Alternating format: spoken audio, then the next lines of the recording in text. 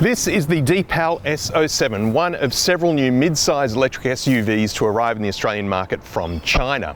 And it suffers from the 80-20 rule in that it is 80% brilliant and 20% not so good.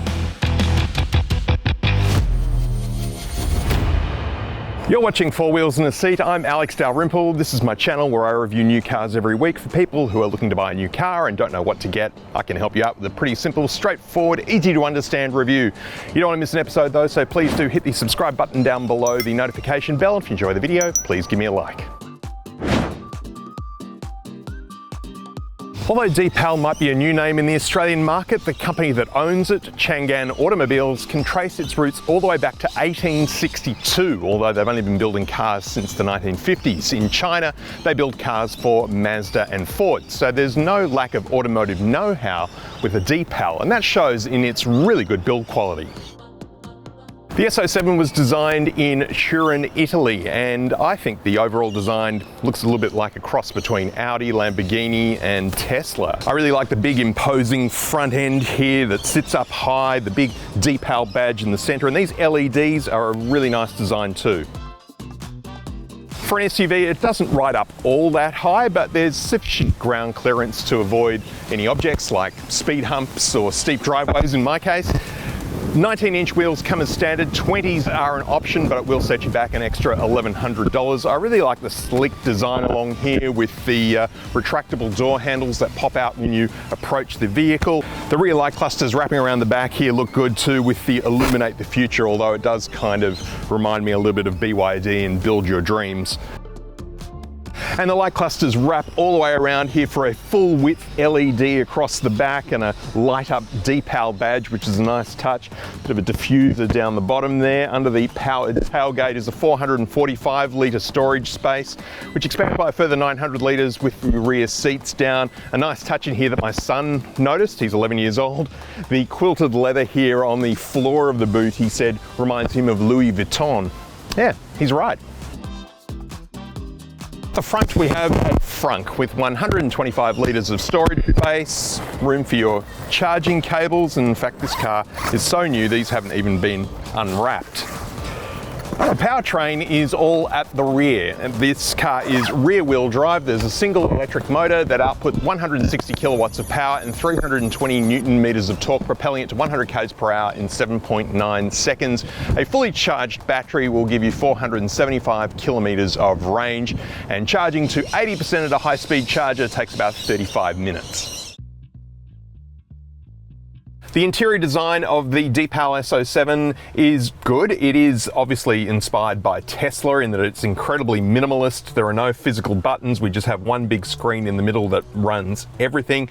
There's a nice mix of materials though, and soft touch with stitching throughout adds to a bit of a premium feel.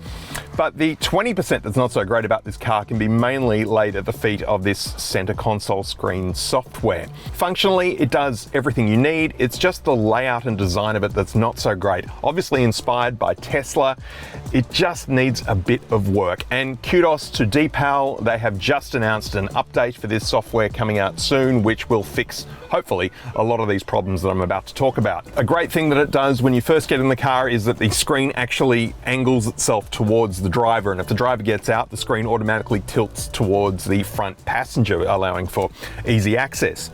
The main home screen has a collection of apps, and over to the next page there are shortcuts to various settings. If you go into the vehicle settings, there is a list here on the side you can go through to customize various settings, but things aren't really where you think that they would be. It can be tricky to find things, and look, I'm just going to cut straight to the chase. The main problem is that this car beeps a lot, incessantly. It beeps when you're going too fast, it beeps when it thinks that you're not paying attention, it beeps when you drift out of the lane, and it beeps when there is a car in your blind spot. And all of that is not terribly easy to turn off, and you have to do it every time you get in the car. Most of those beeps I'm happy to put up with, but the concentration warning, where the camera here in the middle is watching you and what you're what your eyes are doing is a real problem, because if you're approaching an intersection, you look left, you look right, the car starts thinking you're not paying attention and will start beeping at you, and then it gets more and more frantic the longer you take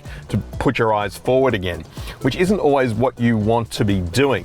You can of course silence this. You've got to go into the cabin camera screen and then turn off the distraction warning, but you've got to do that on every single trip.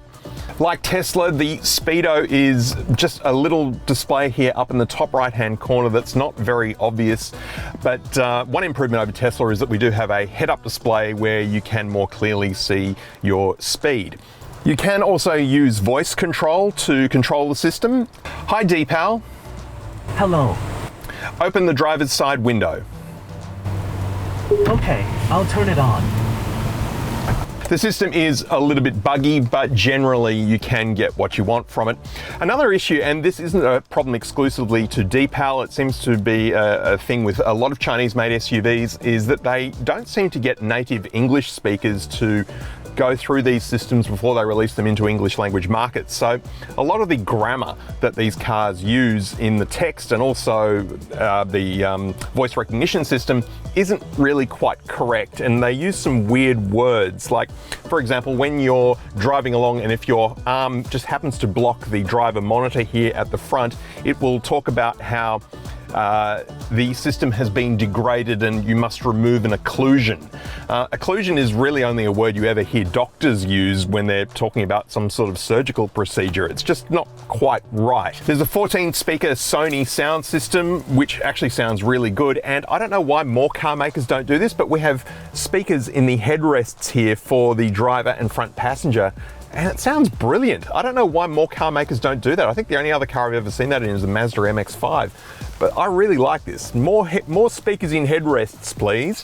There's wireless Apple CarPlay and Android Auto, which looks huge on this big 15-inch screen, and actually shows up that CarPlay is perhaps just a little bit low res. The graphics look a little bit blocky when they're this big. Climate controls run exclusively through this screen, which I'm not a big fan of. I do like separate controls because you have to take your eyes off the road to make adjustments, and then the car beeps at you for doing that. The seats are also heated and ventilated, and they're controlled through that system as well. Moving down here to the lower console, we have the air vents, which maddeningly you can't point at yourself. I went for a run on the weekend and I really just wanted to blast myself with cold air afterwards, and you can't actually make these blow at your head, which is not great. Lower console, we've got wireless phone charging over here on the left-hand side, and another phone storage here on the right. Cup holders, dual lid opening bin, which is actually reasonably deep.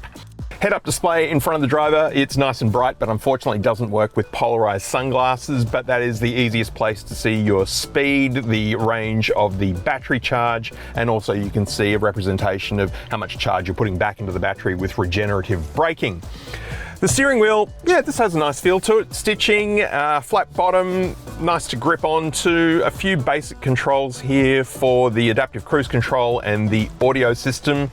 We've got some faux wood here on the armrests for the window controls, and the door opening is push button as well. There's no lever as such.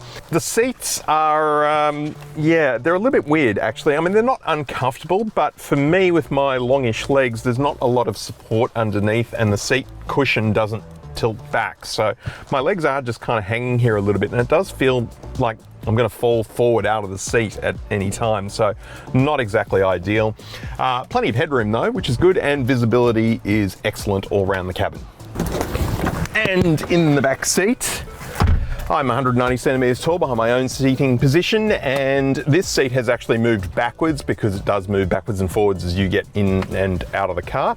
But even with it in its rearmost position, I've still got plenty of knee room, which is great.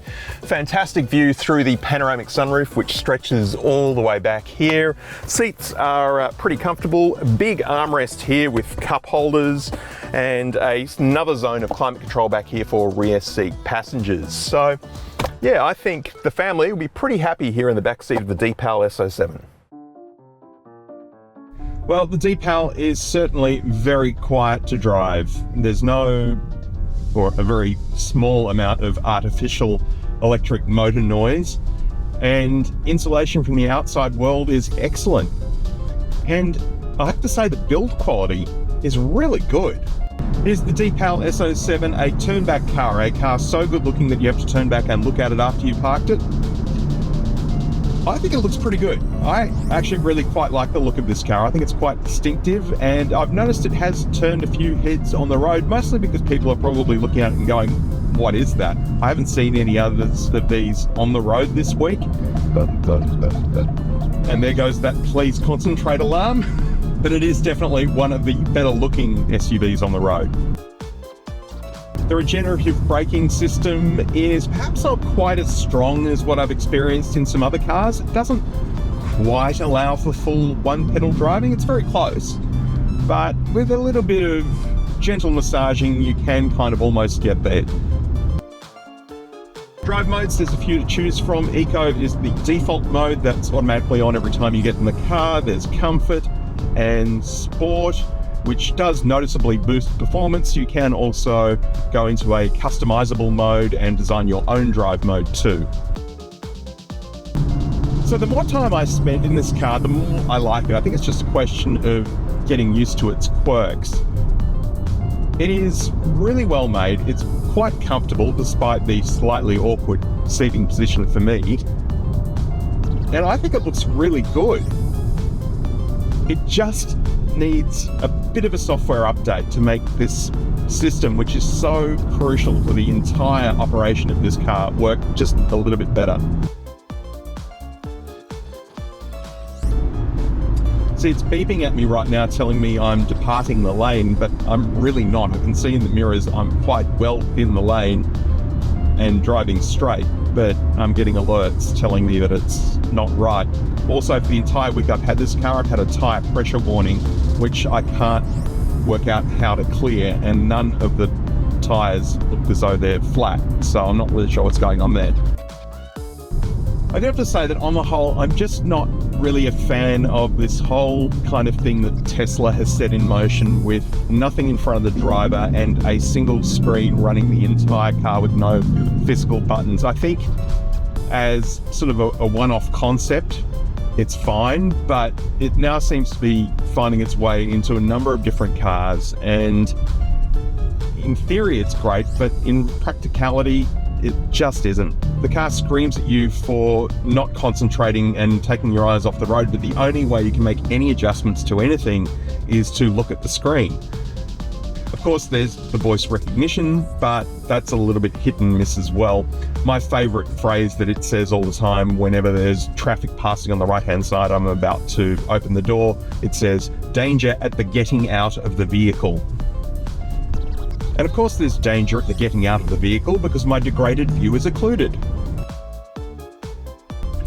In terms of refinement, it is very quiet. I mean, you really don't hear anything from the electric motor at all. There's only a tiny amount of artificial electric motor noise, and insulation from the outside world is excellent. I'm not really hearing any road noise and very little from the outside world at all. This car's key is also a little bit different to any other you're going to find in that it actually doesn't have a key ring. You can't attach it to a key ring. There's no holes on it. So you've got to carry this little fob around with you whenever you get in and out of the car. The other thing I am not sure about how to change is the speed of the wipers. Personally, I'd like them on a little harder right now, but I don't know how to actually turn them on or off or make them speed up.